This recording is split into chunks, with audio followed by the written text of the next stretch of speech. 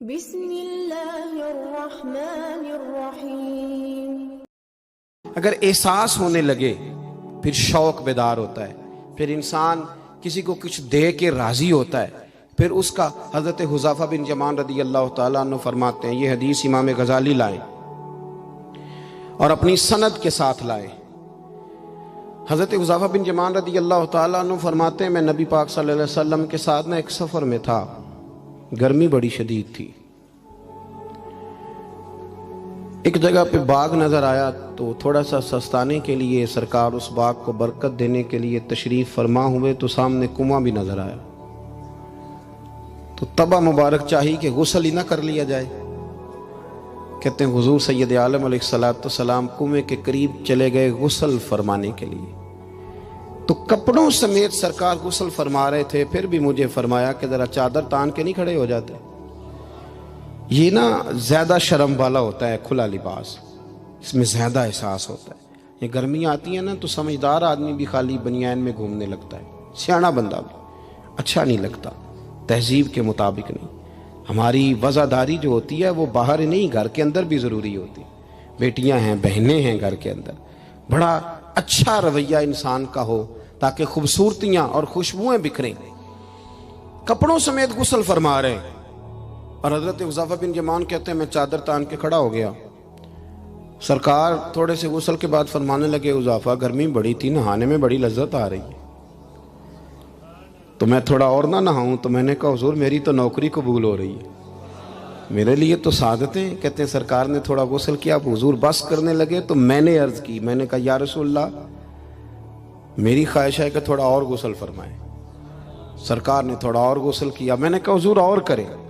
کچھ دیر حضور غسل کرتے رہے، تکمیل غسل پر میں بڑا راضی تھا، کلیجہ بڑا ٹھنڈا تھا کہ آج میری خدمت قبول ہوئی، آج مجھے حصے میں یہ سعادت آئی۔ کہتے ہیں جب میں فارغ ہوا نا تو حضور فرمانے لگے چل اب تو بھی غسل کر، تو بھی غسل کر اب۔ تو میں غسل کرنے لگا تو فرمایا ادھر دیکھنا میری طرف۔ یہ ہمارے ہاں نا کچھ لوگ بن کے بیٹھ گئے اور انہوں نے سمجھا کہ شاید چونکہ میں لیڈر ہوں، شاید میں سربراہ ہوں اور باقیوں پر لاگو ہے کہ میری گاڑی کے پیچھے دوڑیں اور میرے نعرے لگائیں۔ دیکھو جب انسان انسانوں کے اندر احساس پیدا کرنے کی طرف دیکھے گا تو سب سے پہلے میرے محبوب کی زندگی سے درس حاصل کرے گا۔ سرور کائنات صلی اللہ علیہ وسلم نے کہا غسل کرو، کہتے میں غسل کرنے لگا تو محبوب فرمانے لگے چادر مجھے دو، میں تان کے کھڑا ہوتا ہوں۔ کہتے ہیں میرے تو پیروں تلے زمین نکل گئی۔ میں نے کہا یا رسول اللہ صلی اللہ علیہ وسلم مہربانی فرمائیں آپ یہ نہ کریں۔ تو حضور نے فرمایا تو نے کیا ہے نا تو میں کیوں نہ کروں؟ کہتے ہیں اب حضور نے حکم دیا تو میں نے چادر سرکار کو پیش کر دی، حضور تان کے کھڑے ہو گئے تو میں جلدی سے غسل کر کے فارغ ہو گیا۔ میں نے کہا حضور نہا لیا ہے؟ فرمایا حذیفہ مجھے گرمی لگ رہی تھی تو تمہیں بھی لگ رہی ہوگی نا، صحیح کر کے غسل کرو۔ کہتے ہیں میں غسل کر چکا، یارو ذرا اس کی لذت تو محسوس کر لو۔ کوئی حرج نہیں یار، اگر کوئی کام ہمیں کبھی اپنے ہاتھ سے کرنا پڑ جائے کوئی مسئلہ نہیں۔ اگر آسمانوں پہ چلو گے تو زمین والوں سے پیار نہیں بڑھے گا، اور اگر زمین والوں کے بیچ رہو گے پیار کرو گے تو محبتیں بڑھیں گی۔ حضرت حذیفہ بن یمان کہتے ہیں کہ میں پھر تھوڑی دیر غسل کے بعد عرض کی حضور کر لیا غسل؟ تو کہتے ہیں اب سرکار نے میری طرف غور سے دیکھ کر فرمایا حذیفہ دو حرفی بات ہے، جتنی دیر میں نے غسل کیا تم بھی اتنی دیر ہی کرو گے، اور کرو گے تو بات ختم ہوگی ورنہ یہ بات ختم نہیں ہوگی۔ حضرت حذیفہ بن یمان فرماتے میں نہا بھی رہا تھا اور مدینے والے رسول پہ درود و سلام بھی پیش کر رہا تھا۔ دیکھو اگر یہ شدت آئے نا، دیکھیں میں اکثر دوستوں سے کہا کرتا ہوں کہ میرے جیسے آدمی کو نا بن جاتی ہے عادت سٹیج پہ بیٹھنے کی، آپ یقین کریں بن گئی ہے، مثال نہیں دے رہا، صحیح کہہ رہا ہوں۔ اب کئی دفعہ ایسے ہوتا ہے کہ بہت ساری محافل میں نا چاہیے نا بندہ پیچھے بیٹھ جائے، لیکن وہ ایسی جو نجی جو اساتذہ کی ہیں، جو بزرگوں کی ہیں، جن میں بڑے بیٹھے، ان میں بھی کئی دفعہ شک ہونے لگتا ہے کہ آگے ہی جانا ہے، حالانکہ نہیں جانا۔ اور کئی ایسے چودھری صاحب، پیر صاحب، صوفی صاحب ہوتے ہیں جو گردن اٹھا اٹھا کے نقیب محفل کو دکھاتے ہیں کہ میں آ گیا ہوں، کر لے اعلان کسی طریقے سے، پھر آپ تنگ ہوتے ہیں۔ پھر دیکھیں نا اس محفل کا بھلا مہمان خصوصی میں تو نہیں ہوں، اس میں محفل کے تو مہمان خصوصی وہ ہیں جنہوں نے یہاں جھاڑو دیا ہے، جنہوں نے لوگوں کو دعوت دی ہے، اور جو بیٹھ کے دائیں بائیں دیکھ کے بڑے راضی ہو رہے ہیں دل ہی دل میں کہ دیکھا ہماری محفل کتنی کامیاب ہوئی. ذوق پیدا ہو رہا ہے, شوق پیدا ہو رہا ہے. ہم اگر احساس کرنے لگیں, تھوڑا سا بیچ رہنے لگیں لوگوں کے, حسن پیدا ہوگا, پیار بڑھے گا, بھائی کے ساتھ رشتہ مضبوط ہوگا, دوستوں کے ساتھ تعلق مضبوط ہوگا. یہ جو ملازم چھوڑ کے چلا جاتا ہے نا, اس کو 5,000 زیادہ ملتا تو نکل جاتا ہے, اس کی وجہ یہ تھی کہ آپ کا اس کے ساتھ رشتہ مضبوط نہیں تھا. اگر تعلق مضبوط ہو جائے, مولا علی شیر خدا, مولا کائنات حضرت مولا علی شیر خدا کرم اللہ تعالی وجہ الکریم کا خادم کہتا ہے مجھے ایک دن فرمانے لگے, یعنی خادم کو, غلام کو فرمانے لگے, یار کپڑے تیرے بھی پرانے ہو گئے ہیں تو میرے بھی ہو گئے, چل خریداری کرنے نہ چلیں. کہتے مجھے لے گئے بازار اور 2 جوڑے حضرت علی نے خریدے, ایک خاصا مہنگا تھا, ایک سستا تھا. میں سمجھ گیا کہ مہنگا آقا کا ہے اور سستا غلام کا ہے. کہتے ہیں وہ تھیلے میں ڈالے, اٹھانے میں نے تھے, میں نے وہ اٹھائے اور میں چلنے لگا. کہتے ہیں جب وہ چوک آیا نا جہاں سے مولا کائنات شیر خدا کرم اللہ تعالی وجہ الکریم نے اپنے حجرہ نور میں جانا تھا اور میں نے اپنے گھر میں جانا تھا, تو حضرت مولا علی شیر خدا فرمانے لگے لا بھی بیٹا میرے والا سوٹ مجھے دے دے. تو بالکل طے شدہ بات تھی. میں نے وہ مہنگا جوڑا نکالا اور حضرت علی کی طرف بڑھایا, تو حضرت علی فرمانے لگے یہ تو نہیں میرا تو وہ دوسرا ہے. تو وہ شخص کہتا ہے میں نے ایک فلسفہ بیان کیا, میں نے ایک علت بیان کی, ایک لاجک بیان کی. میں نے کہا حضور یہ آپ رکھیں اور یہ جو سستا ہے یہ میں رکھتا ہوں. فرمایا وجہ, کہنے لگا حضور وجہ بڑی سادی سی ہے, ایک پورا فلسفہ اس کے پیچھے, اور فلسفہ یہ ہے کہ آپ آقا ہیں اور میں غلام ہوں, تو آقا مہنگا پہنے اور غلام سستا پہنے. تو حضرت علی وہ والے عالم ہیں جن کو علم بھی مدینے والے رسول نے عطا فرمایا ہے.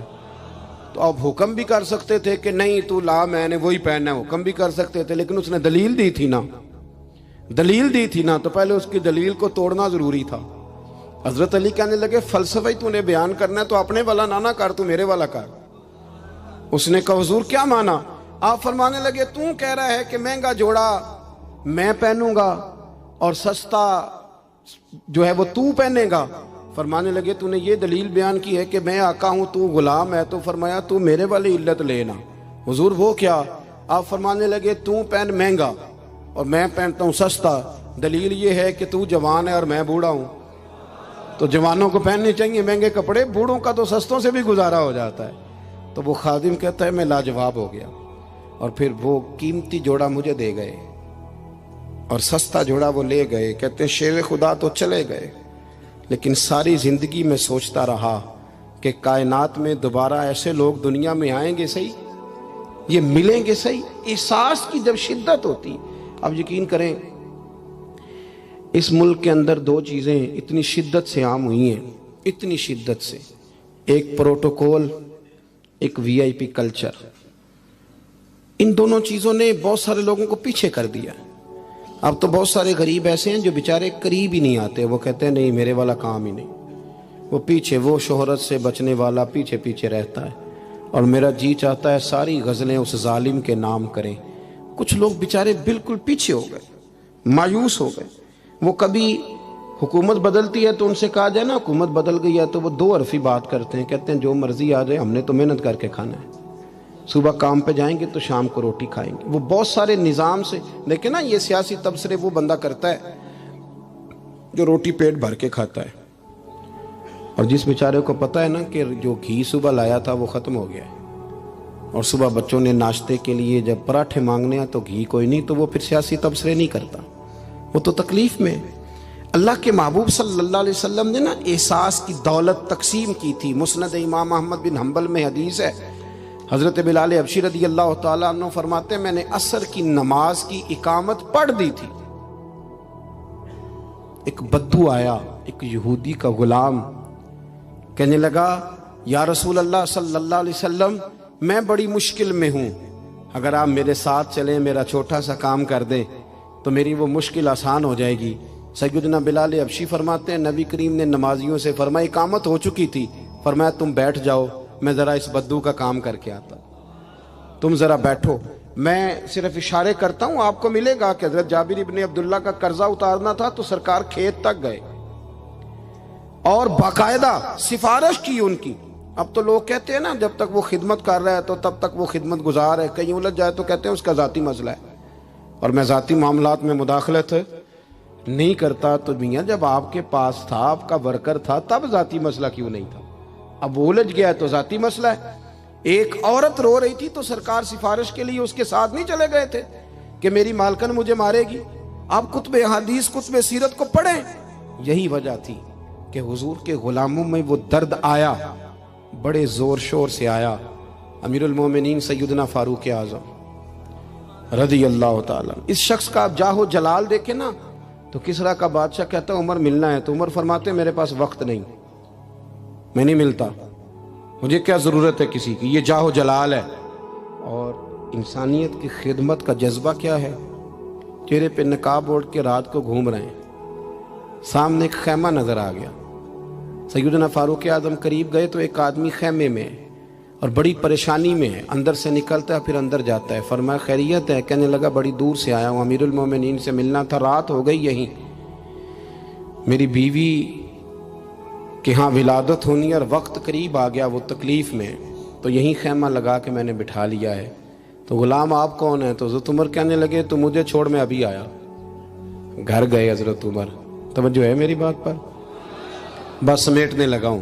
گھر گئے اور خاتون اول سے کہا، ملکہ سے کہا، اپنی اہلیہ سے فرمایا، فرمانے لگے کوئی نیکی کمانے کا ارادہ ہے؟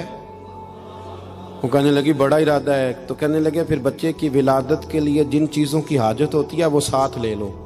میں آپ کو اس شخص کی بات بتا رہا ہوں جو 24 لاکھ مربع میل کا حکمران ہے، جس کے نعرے سے لوگ کانپ جاتے ہیں، لیکن وہ اصول اپنی جگہ پہ اور انسانوں کا پیار اپنی جگہ پہ.